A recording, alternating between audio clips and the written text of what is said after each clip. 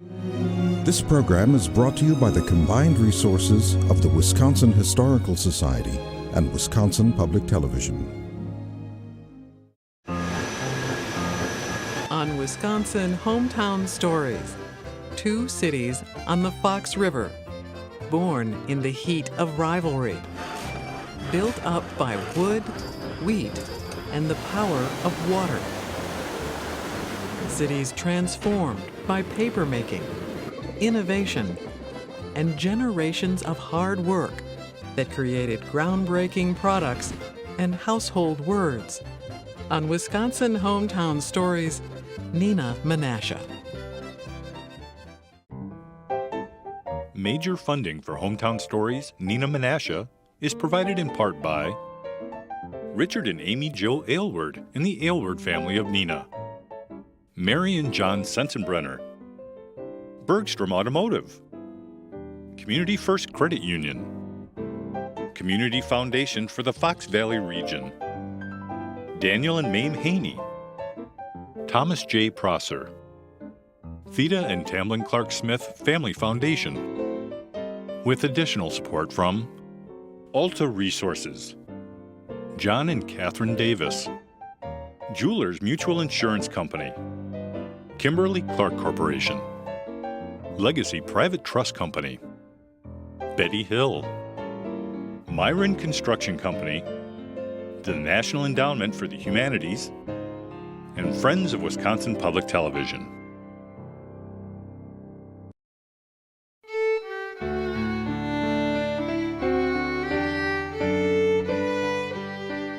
In 1845, former Governor James Doty finished up work on his dream home, a large log cabin built on Doty Island.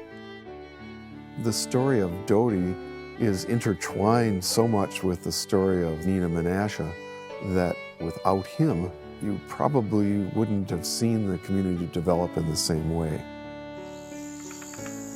Doty's cabin, now preserved as a Nina Museum, gives an insight into the life of a former federal judge, territorial governor, and congressman.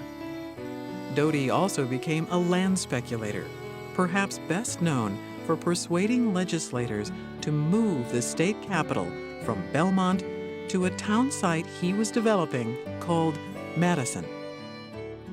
Doty had given pieces of land to the principal leaders of the legislature. He was very clever and a man with great foresight, even though he may not have been entirely ethical. Doty was apprenticing to a lawyer in Detroit and became the secretary to Governor Cass, the governor of the Michigan Territory, which at that point included Wisconsin and Minnesota and Iowa. And in 1820, he joined a canoe expedition led by Governor Cass, and they traveled through the Great Lakes, down the upper waters of the Mississippi, and then up the Wisconsin River, and get to Lake Winnebago. And it was a beautiful, placid, smooth body of water, and of course we know that it was even more swampy than it would be today. And they come upon Doty Island at the north end of Lake Winnebago.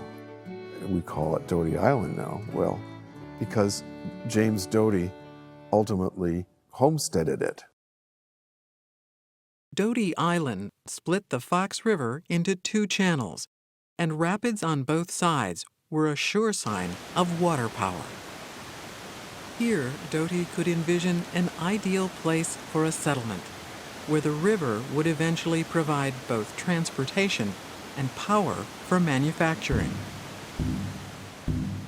At the time of Doty's visit, a Ho-Chunk village known as Menasha stood on the island, led by Chief Hooshu, also known as Four Legs. Across the South Channel stood an immense elm, where local tribes would gather in council. A collection of artifacts, now displayed in Nina's City Hall, shows abundant evidence of the presence of Native Americans who have lived in the area for thousands of years. Just northwest of Doty Island, treaty negotiations began that would result in the Menominee Nation ceding a large portion of their land to the U.S. government. But another part of that Treaty of 1831 was the establishment of a education program, as it was called at the time, for the Menominee. The education program established a village in and around where Neenah is today to teach farming and animal husbandry. And so there's a series of block houses, hewn timber, squared off timber log houses with a dovetail type joint on the end. There would have been a blacksmith shop appointed and also a mill. It doesn't last very long, about 2 years. In 1836, there is another treaty that is negotiated known as the Treaty at the Cedars, where the Menominee cede additional territory, lands now north of the Fox River, including the lands where this mission is located. In Madison, Governor James Doty heard about plans to sell off the Menominee Village and contacted his friend and political supporter, Harrison Reed. Harrison Reed was the editor-publisher of the Milwaukee Sentinel, and he had been a great supporter of Doty. And apparently, Doty tipped him off as to when the land would be released. Harrison said, "I don't really have any money." He was being paid by his subscribers with things like chickens, you know, it was a barter system, and he was just scrambling. But this was an opportunity for him to become something. Reed placed a winning bid on the village lands and all the structures that were there. Even though the federal law said that you had to pay for it in cash up front, Reed apparently was able to get it on credit. Reed connected with an investor in upstate New York named Harvey Jones, a glove manufacturer from Gloversville, who dreamed of building his own town. They struck a deal to own all of the land together and split the cost of improvements.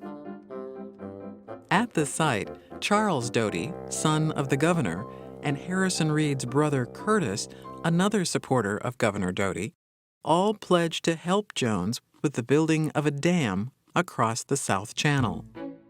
You had this core of men revolving around Governor Doty, but none of them had any money.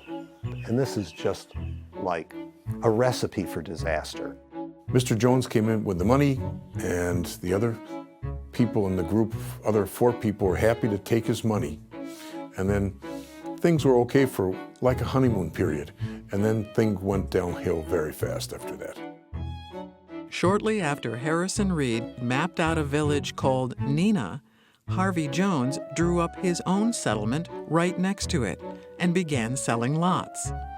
Jones refused to pay Reed his share of the land sales because Reed owed him money for the cost of improvements like the dam. Jones had the ability to create a debt that Reed couldn't pay. Because of the physical nature of this location, with 2 branches of the Fox River draining out around an island out of Lake Winnebago, 2 water powers, there was an alternative. Leaving Neenah and Harvey Jones on the South Channel, James Doty and his son Charles raised funds to buy up hundreds of acres on the North Channel, and with Curtis Reed, they platted out a village they called Menasha.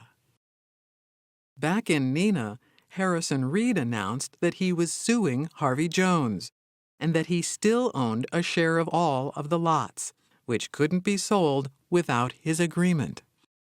Reed was able to stop the development in Neenah. And it lasted for about 13 years. When Wisconsin achieved statehood, James Doty was elected to Congress. The federal government gave the new state a large land grant to fund work on the Fox-Wisconsin Waterway, a series of locks, dams, and canals on the Fox River. the government would have to choose where to build the channel, Neenah or Menasha. Well, you can understand that when the federal government decided to build a channel, that meant big money because it meant people would move to that area, businesses would move to that area. When Menasha won the bid, bitter feelings persisted for years afterward. There's a story that Doty actually turned the map upside down, and that's the reason the North Channel was selected. I don't know that that's true. That's part of the folklore, if you will. These were the things that became the seedbed for long-standing debate between the communities. Each village fought to stop the township government from paying for improvements to the other. Finally, Neenah's village president, J.B. Hamilton, petitioned the county board to split their township in two. And that's how we have town of Neenah and town of Menasha, with the island split by the county down the middle, like Solomon would have divided the child in the biblical story.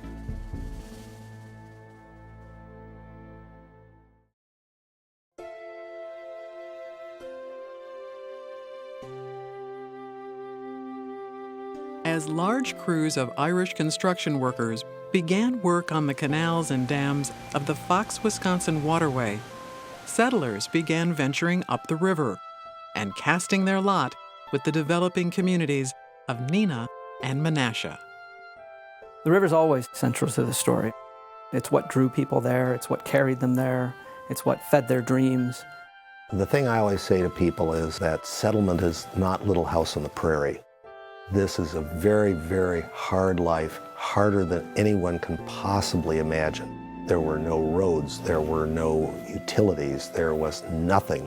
But the thing that they saw here and the thing that made them willing to go through the hardships was that they saw this as the next Chicago. Like Chicago's highly successful canal, the Fox, Wisconsin waterway would also connect the Great Lakes with the Mississippi River. It was the same arrangement, same transportation type of hub that Chicago was, but there was a difference. And that fundamental difference is that this was a location with water power and free power. And I don't have to speak to any industrialist to be able to say, you could start up an industry and not have to pay for the power. That is a phenomenal draw. Dams at Neenah and Menasha captured the flow of both the Wolf River and the Fox River watersheds, turning Lake Winnebago into a large and powerful mill pond. This whole waterway system that came down through here provided a limitless supply of water. It wasn't just seasonal, it never froze solid, and so it could go all year. So anybody who was thinking that they wanted to make something would go, this is the place to be. John R. Kimberly and his brother Harvey bought some of the first lots in Neenah, and together they built a double house, one half for each brother, which stands today as one of Neenah Menasha's oldest homes. Using Durham boats, they hauled milling machinery up the Fox River and built the Neenah Flour Mill to grind wheat for the area's frontier farmers. Because they didn't have a lot of cash in the western frontier, they needed a crop that they could sell for goods and supplies and for food. And that turned out to be wheat. Wheat was the great western crop that was fairly easy to raise. Wheat was certainly labor intensive, but it wasn't nearly as labor intensive as animal husbandry. Wheat, you simply had to clear the land, sow the seed, and then sit back and watch it grow and hope that there was a good harvest and the weather cooperated.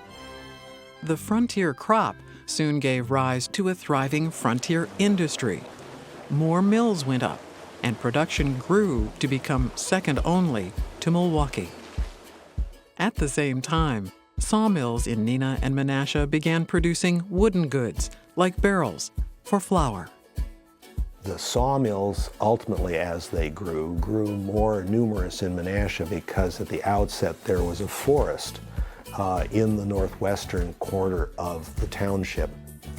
In Menasha, a dry goods store owned by Alicia Smith sold locally made wooden pails, tubs, and butter churns. The company that was supplying them ended up having financial problems. And so as the supplier to him, he thought, well, maybe I could make a go of this. So he ended up figuring out a way with some other investors to buy the Menasha Woodenware business. Smith shipped his goods to Chicago on a plank road built from Menasha to Kaukauna, and then by boat on the newly completed Fox, Wisconsin waterway. But the hopes and dreams for the big waterway project would soon come to an end. Here they were, drawn to the water transportation, spending the first almost 2 decades trying to get this underway and built. And while it was underway, the railroads come in and essentially overnight make that technology obsolete. For us, the railroad builders, who were primarily the flour millers of Milwaukee, did not want to build a railroad up to this area because it was going to bring the competition down into their markets. Who came up to this area was the Chicago Northwestern Railroad. The railroads offered one of the first and only opportunities for cooperation that the competitive villages had. And that was when the railroad was first laid, right before the Civil War. The railroad said, well, you've got all these channels and canals and river branches and all these bridges, we're not paying for that. And the villages got together at that point in time and said, oh, we'll pay for it. And they actually agreed to pay for those rail trestles and all of the connection that was necessary to bring the railroad into town, right at the manufacturing center, right through the water power, so that they could really make the most out of this transportation opportunity. Suddenly, Menasha Woodenware with the wooden tubs, which was the earliest form of product packaging, went gangbusters because they could ship these things down. They were lightweight, they weren't heavy, the wood source was up here, and the city of Chicago was and is a national distribution center. Easy access to Chicago by rail and to the Great Lakes by boat fueled the growth of both communities, and the coming of the Civil War created high demand for both wooden goods and flour. With waves of European immigrants arriving to do the work, and with the Fox River powering the mills, industries grew in a spectacular fashion.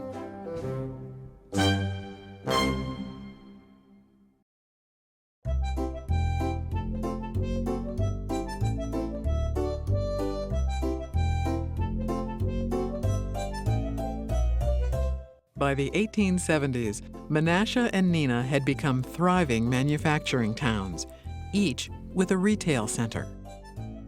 The two villages grew toward each other and functioned as one place. But old feelings died hard, and attempts to combine the two governments and make one bigger, more efficient city failed. In Menasha's National Hotel, George Reed, brother of Menasha and Neenah founders Curtis and Harrison Reed, organized the Wisconsin Central Railroad. The federal government promised to grant the railroad over 800,000 acres of land if it could build a line from Doty Island to Stevens Point and through the northern wilderness to Lake Superior. Once completed, the Wisconsin Central carried an abundant supply of wood to the drying yards of the Menasha Woodenware Company, which now spread out on both sides of the river channel. Alicia Smith's factory continued to make a variety of turned wooden containers for shipping products. And at that point, butter, it was very different back then, was transported in wooden buckets in various different sizes. And they ended up making those that they would supply to the dairies that would then put the churned butter into these tubs. So he ended up turning into the largest wooden butter tub manufacturer in the world. In Neenah, flour millers faced fierce competition from Minneapolis, where former Wisconsin Governor Cadwallader Washburn purchased the water power rights at St. Anthony Falls. There, he built an enormous flour mill equipped with the latest milling technology that produced huge quantities of high-quality flour. In Neenah and Menasha, most mills remained small and used traditional grindstones that produced a lower quality flour. To make matters worse, yields from area wheat farms steadily declined. Wheat growing was easy because it was basically kind of an extractive industry, almost like coal mining. It tapped the natural advantages in the landscape, particularly the nutrients in the soil. So what farmers tended to do, because they didn't have a lot of money, is they would farm a couple of acres of land for a couple of years until the yield went down, and then they would move on and they'd settle a new piece of land and farm that for a few years. But eventually you ran out of land. And pretty soon it wasn't economically viable. What took its place was paper production. And they had the power to do it. But they also needed clean water itself in the manufacturing process of paper. They needed to be able to rinse the pulp to make sure the pulp was clean and water was used throughout the manufacturing process. Taking a chance on the promise of a new industry, Neenah entrepreneurs purchased some paper-making machinery and built the city's first paper mill. That was the first financially successful paper mill in the state of Wisconsin. And so there were local investors who really took serious note of this. 4 investors pooled their money and formed a venture called Kimberly Clark and Company to build a second paper mill. It was Alfred Kimberly and his business partner, Havilah Babcock, C.B. Clark, a hardware store owner, and Frank Shattuck, a traveling salesman out of Chicago. They purchased a water power site on the Fox River, tore down a flour mill, and constructed the Globe paper mill. Initially, they were creating paper primarily out of rags. They brought rags up from Chicago, and they had picking rooms where you'd pick out the pockets and the buttons and all those other things. And these were all ground and dissolved. Processing rags into pulp made a paper of the highest quality. They marketed this as a source of making newsprint. Every municipality worth its salt had at least 2 newspapers, and very often 4 or more. Newspapers were expanding, magazines were expanding, print catalogs, things like that. And this required so much paper, and there just weren't supplies. They were able to go into markets like Chicago and Milwaukee, these big metropolitan centers that were really expanding rapidly. It was for the company, it was for the community, and this part of the state, an economic perfect storm. Kimberly Clark expanded into Appleton, partnering with a mill that used a new technology to grind wood for pulp. They built the Atlas Mill and produced the first paper in the Midwest made from trees. And there, paper makers experimented with new methods to make new kinds of paper and pioneered a new process to use chemicals to break down wood. And it was after that that they expanded again and again and again and again, because they really found that they had it down. Success in papermaking required a great sales force, required innovation in terms of technology, and it required research and development. And those 3 things are money intensive. They funneled all their money back into operations. They took almost nothing out themselves for pay or living extravagant lifestyles or anything like that. They could buy timber rights and they could buy water rights. And these were the keys to their future success. The Neenah-based company expanded rapidly, building new mills at several water power sites in the Fox River Valley. A couple years later, they built the Vulcan Mill next door to the Atlas Mill, and they also bought the Genesee Flour Mill, and they changed that over to the Tioga Paper Mill. Back in Neenah, they constructed the Badger Mill. After that, they tore down the Neenah mill and reconstructed that into a very large mill. They built the Tallulah Paper Company, and then they ran out of water power in Appleton and Neenah, and then they bought more water power in, it was called the Cedars, and they built a company town and named it Kimberly. They built a very large pulp mill there.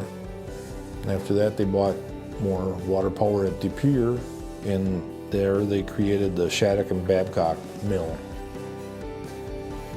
Other companies also built paper mills in Menasha and Neenah, drawing large numbers of immigrant workers who kept the mills running day and night.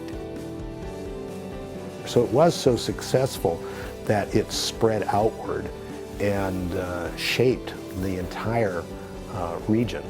And so, although Neenah and Menasha has remained small, its impact on northeastern Wisconsin has been enormous.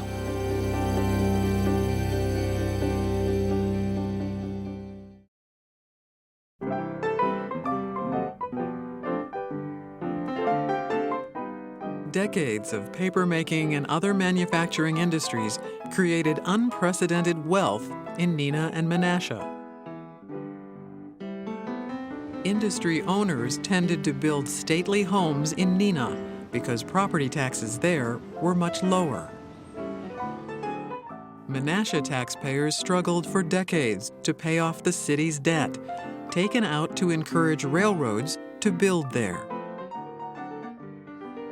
Menasha industrialists built on the Neenah side of Doty Island because we didn't have the railroad bonds sitting on our backs and the property taxes were less.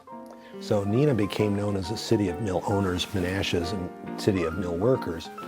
But both cities are mill towns, and there's no way around it. And what that means is you have a handful of people sitting on the top of a pile and the vast majority of everybody else just getting by.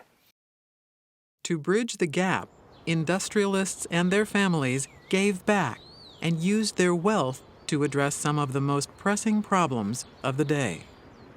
There was this understanding that you have to make it work. You have to somehow or another make sure that everybody is accounted for. Women in Neenah and Menasha formed a very strong backbone for the life and times of their society. They had a very deep philanthropic streak and a very deep quest for education. They came together and they formed societies and clubs. In 1906, in response to a devastating earthquake in San Francisco, women in Neenah and Menasha formed the Emergency Society. The Emergency Society started as a group of women who wanted to do something to help the victims of the San Francisco earthquake. So they got together to sew clothing for the victims. And when that need was finally over, they went on then to do things within their communities. The Emergency Society formed a new organization, the VNA, or Visiting Nurse Association, to address the public health needs in Neenah and Menasha. They formed this organization. They hired a nurse. Her name was Ida Heineke, and each month she made visits to individuals in the community. I think initially it was more related to women and childbirth because there was no real health care for them following up after they'd given birth, and no one telling them how to take care of a baby. Ida Heineke cared for poor and immigrant families and helped them adapt to American culture. At first, she made her rounds on foot until the communities pitched in to buy her a car. Making over 2,000 calls a year, Heineke fought smallpox, scarlet fever, and when a doctor was unavailable, delivered babies herself. At the time the VNA began, construction started on a new hospital for the community, funded by the family of Theda Clark. Daughter of Kimberly Clark founder C.B. Clark, Theda lived a privileged life, but also attended the local public schools. She developed a keen sense of community responsibility from the example set by her father, a former Neenah mayor and a member of Congress. Her father was so adamant about her helping her community and being community-minded and thinking of the future of the community. She's saying things like, I know the perfect spot for a library, years before it's built. Clark led the campaign to build a new public library in Neenah and donated the land for the site. But it was her experience of personal loss that fueled her vision of a hospital, which would serve both communities. Community members' health issues, including her own father's death, probably impacted her when she thought about the community and what it needed most. F.C. Shattuck, a neighbor, he died from complications of appendicitis. Her friend Helen Kimberly Stewart's first child died after birth. Her next-door neighbor, D.L. Kimberly, died from complications of having back surgery performed in his home. There was no hospital, and maybe in her mind she thought we could have prevented this. And then, unfortunately, she died just following the birth of her first child. She hemorrhaged to death over the course of a day or two. In her will, Theda Clark provided funding for the building of a hospital to be carried out by her brother, Bill. The Clark family covered the hospital's losses through the crucial first decade. After that, both communities began providing generous support. In Menasha, another philanthropist, Alicia Smith, president of the Menasha Woodenware Company and employer of over 1,000 workers, appeared before the city council. Smith announced that he would provide all the funds needed to build the Menasha Public Library and furnish it with books. He also informed the council that he would donate 24 acres of land for a public park. After the community learned of the generosity of Mr. Smith, thousands of people decided to gather and march to his house. There were speeches, the mayor talked, 2 bands provided music, and Mr. Smith came to address the people.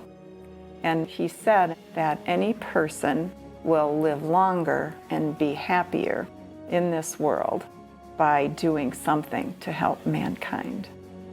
And Mr. Smith passed away the year after the library opened, and he was so revered that his funeral procession stretched over a mile.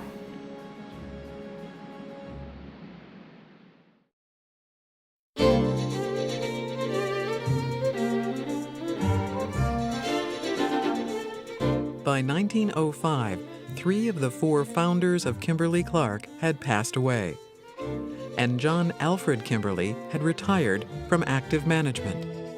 And so the constant for Kimberly-Clark was a man named Frank J. Sensenbrenner. Frank J. Sensenbrenner is born in Menasha, and Sensenbrenner was kind of a classic American success story. Dropped out of school in 8th grade, kind of kicked around for a little bit. He found his way into papermaking, doing bookkeeping for Kimberly-Clark and several of their mills.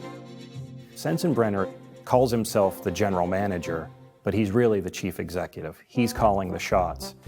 One of his most important accomplishments is that he realized that chemistry was going to be the basis of success for Kimberly-Clark.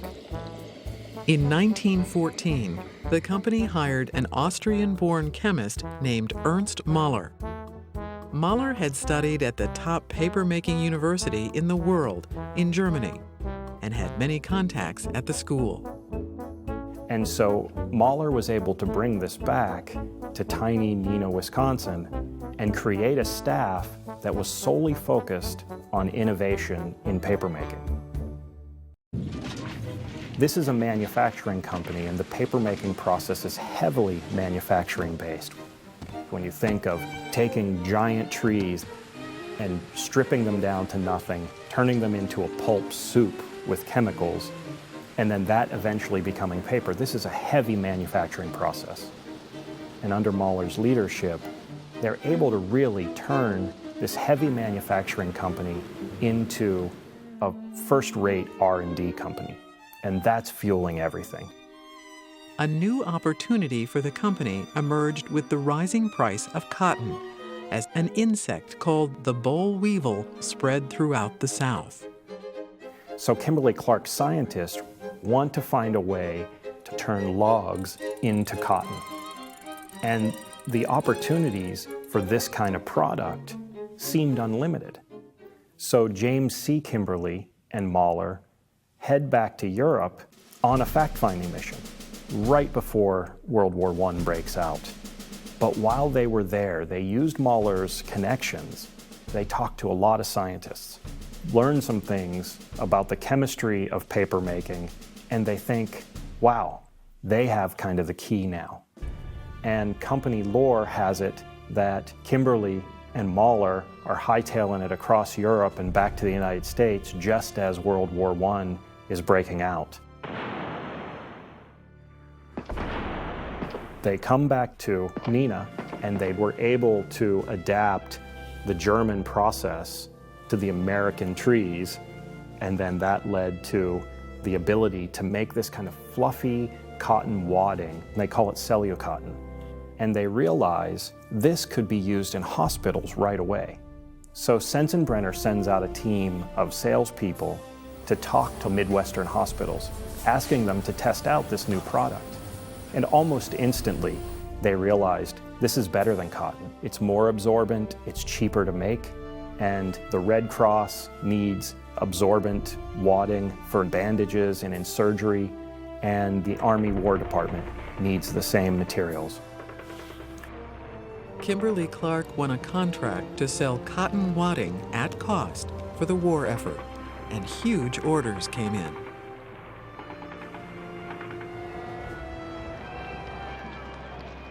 The armistice ends the war in 1918, and the Army and the Red Cross immediately stop the contracts. And so Kimberly-Clark has tons and tons of excess cellulocotton, and they don't know what to do with it. Kimberly and Mahler traveled to Sears and Roebuck in Chicago, where they hired a salesman named Walter Luecke to figure out a new use for the product. Luecke found a letter in the company files from a group of French nurses who gave him a suggestion. This wadding that you've been sending over, we've noticed that women are using this for sanitary napkins. So you've got a real opportunity to create a product that's necessary. Despite the need for the product, marketing it meant breaking through strong cultural taboos in businesses run mostly by men. When consumers wanted to buy products, there was usually a table or a glass barrier between the clerk and the consumer. So the consumer had to ask the clerk for all their products. This was such a cultural taboo, men weren't willing to even stock the product, let alone talk about it. So they had to overcome this barrier. Kimberly-Clark tried direct sales, they tried to sell it directly to women, they tried to get women to sign up. It's such a taboo topic that women won't even take free samples. The company gave the unmentionable product a new name, Kotex, and overcame the reluctance of national magazines to run their ads. Sales were slow, but a decisive breakthrough came after creating a new way to buy it, with the product placed on top of a counter next to a coin box. Customer puts the coin into the box, takes the box away, no conversation. And this was revolutionary not only for Kimberly-Clark and this product, but for the buying process in America. Self-service was not a thing that people understood or ever did. And so this was one of the first self-service opportunities that people had, and it kind of changed the way people thought about shopping. Kimberly-Clark soon developed another consumer product based on its wartime research. Using the filter material developed for gas masks, researchers developed an absorbent tissue called Kleenex. At the time, the cosmetic industry is exploding. Women are starting to wear makeup. They need a way to remove the makeup, a way to remove cold cream. They create Kleenex as a cold cream remover, put it out into the marketplace, and what they find is that sales are flat. When they went into focus groups and talked to consumers, they found that 2/3 of the people who were using Kleenex weren't using it as a cold cream remover. They were using it as a disposable hanky. So immediately, they launch a new advertising campaign and totally rebrand Kleenex as a disposable handkerchief. And this allows Kimberly-Clark to create a market and then dominate that market right away. Kleenex would go on to become one of the best-known products in American history. And its pop-up box, first made by the Menasha Printing and Carton Company, became a design classic. It's not necessarily that that box was some innovation that transformed the world, but for this particular product, in this particular time, there was just some kind of magic to that thought, that when you pull one up, another one's waiting for you.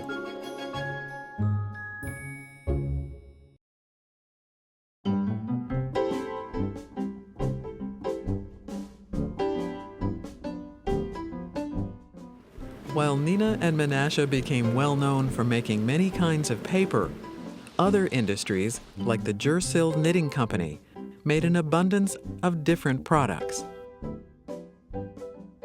Early foundries, like the Bergstrom Stove Company, began to specialize, producing a full line of stoves for both cooking and heating. And as communities like Menasha improved their streets, the Aylward Sons Foundry branched off from stoves and into municipal castings, like storm sewers to drain newly paved roads. Ed Aylward would split off from the family company and start what would become the Neenah Foundry, which grew to be one of the largest in the state. And as cities around the country installed water and sewer systems, manhole covers from the Neenah Foundry became an iconic part of the streetscape in all 50 states and many countries. The George Bonta Publishing Company was started by George Bonta Sr. and greatly expanded by his son, George Jr. But it was his mother, Ellen Pleasance Bonta, who took the first steps to grow the business, which became one of the largest printing companies in the country. It all began in George and Ellen's home, where George printed forms for his insurance business with a small press on the dining room table. Eventually, Ellen convinced him to start a storefront business in Menasha, which grew with local trade.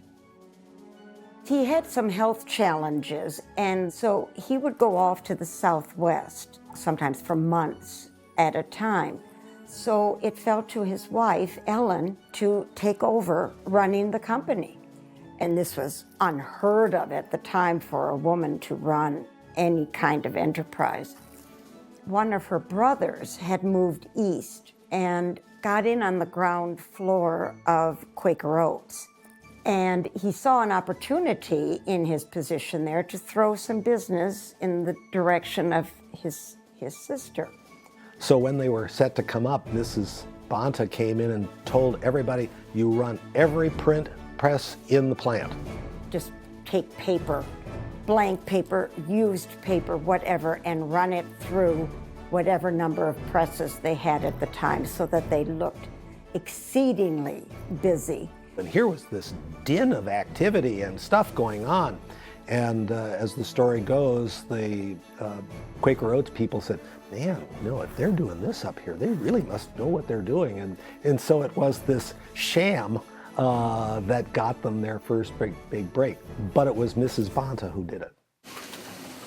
George Banta Publishing would soon become a national leader in printing books for schools, universities, and the military. But it was a contract to print soap wrappers that helped to launch another industry, the Menasha Printing and Carton Company. Purchasing its own equipment, the company expanded into printing millions of bread wrappers. And after the National Biscuit Company first packaged their Uneeda crackers in a printed paperboard box, Menasha Printing and Carton joined a growing revolution in food packaging. They focused next on making printed cartons for ice cream makers, and also cartons for butter makers nationwide. The business bought so much paper from the Marathon Corporation in Wausau that the owners there decided to buy the company. And while their name didn't survive, in merging, Marathon moved here, which tells you how big the production was here. Marathon Corporation became a major manufacturer of packaging and consumer products like waxed paper.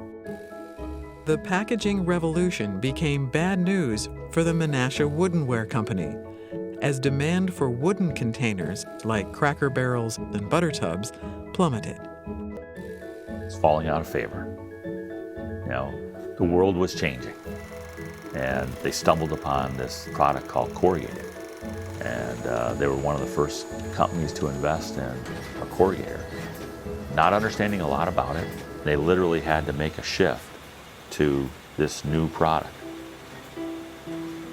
So there was a lot of production and work within those two cities that was available to almost anybody there. I kept going down to Gilbert's to put in my application, and finally I got a job there. I started on March 10th, 1937. I worked in the finishing room, and they would bring the reams of paper from the cutting machine. First it was sorted to see if there were any bad spots on it, and then the ladies would fan it up and count it. And we would seal them up like a package. And sometimes I would go home at noon. We had a bowling team, and we got to go to the tournament one year in lacrosse. Gilbert used to have parties. I made a lot of nice friends, and it was a lot of fun. And most of the industry were all locally owned people.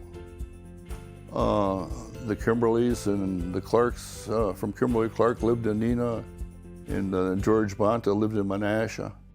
But those people met their workers and knew them on a first-name basis. And they went to church, saw them at church and the school functions and civic functions. I know my dad told me that sometimes they'd only have work for 2 days a week, but nobody got laid off. The connection that everybody had in making it work was very prominent in those days. You had to have people stirring the pulp, you had to have people printing the paper, you had to have everybody.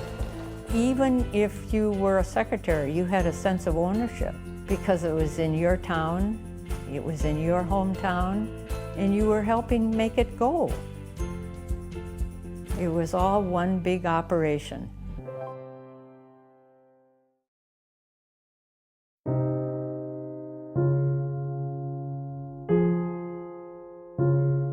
In recent decades, the homegrown and often family-run companies of Neenah and Menasha faced intense competition from industry giants.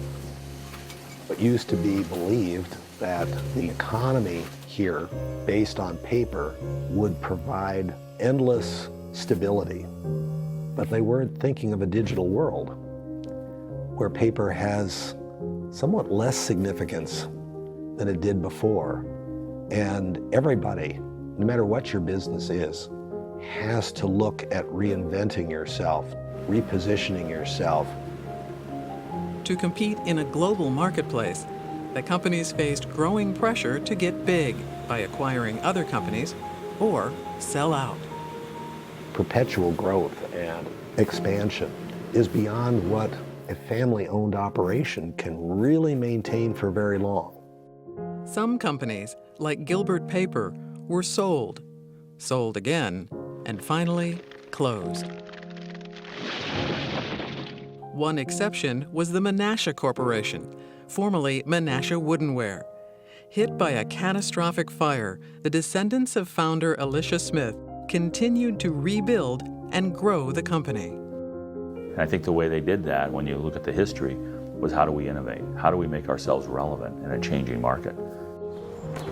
At Kimberly-Clark, CEO Darwin Smith transformed the company by selling off paper mills and timberlands.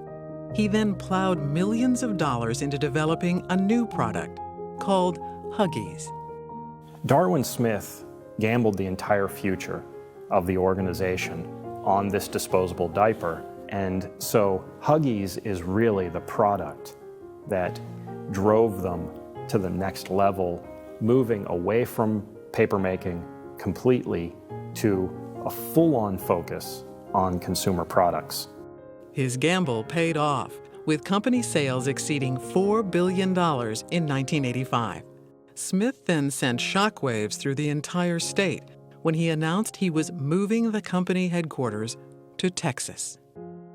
And so our pride took a hit, I think, and the community was worried about it, but most of the jobs stayed here. Their manufacturing facilities were and are still here. The old rivalry between the two cities continued to play out, mostly in sporting events. But in 1972, studies showed that taxpayers could save over $500,000 a year by becoming one city. Put to a referendum, the plan was soundly defeated.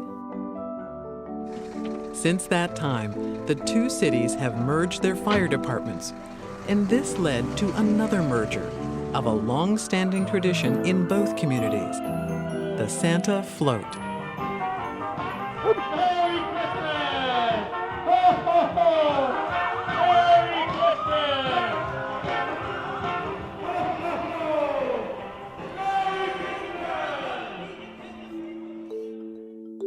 When the condition of their downtown areas became a hindrance to further development, both cities encouraged efforts to restore some of their historic buildings and preserve the character of their retail centers.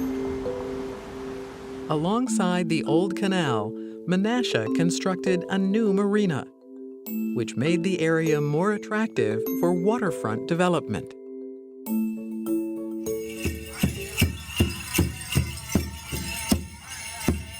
In Neenah, the renovation of Shattuck Park now brings many people to enjoy the downtown area and has also attracted new investment nearby. On this day, members of the Menominee Nation held a powwow in the same place where the federal government once built a village for them. We talk about the circle and completing the circle, so it's kind of coming back here. It's kind of like doing that in some sense, completing that circle that we've left, we've come back. A series of public-private partnerships, like this industrial park in Neenah, created new jobs for residents of both cities. The city of Neenah also partnered with the Wisconsin DNR to take down the former Bergstrom paper mill and clean up the site. This cleared the way for building a new headquarters for the Plexus Corporation.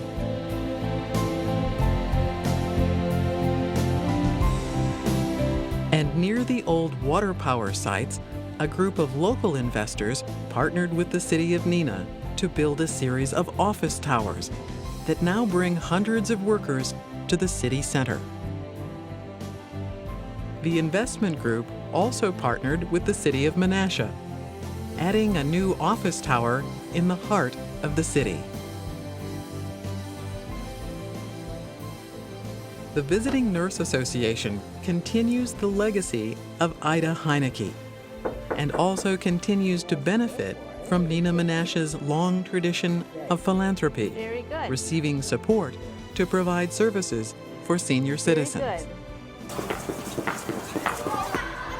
And sponsors from both cities recently funded the building of a new Boys and Girls Club in Menasha. So you click on that first, and it's asking you, do you want to buy it? Both cities continue to make many different kinds and grades of paper and a variety of paper-based products. And while the Fox River no longer provides a source of power for industry, it remains a source of beauty for the cities. Easy access to the river and to Lake Winnebago improves the quality of life for everyone. Both cities take pride in their large waterfront parks, set aside by far-sighted leaders throughout their history. I think if you look back and then look at today and look ahead to tomorrow, which is always so important, is to position yourself properly, it's pretty clear that the community is what the citizens make it. And that's something to be aware of, and in this case, it's something to be proud of.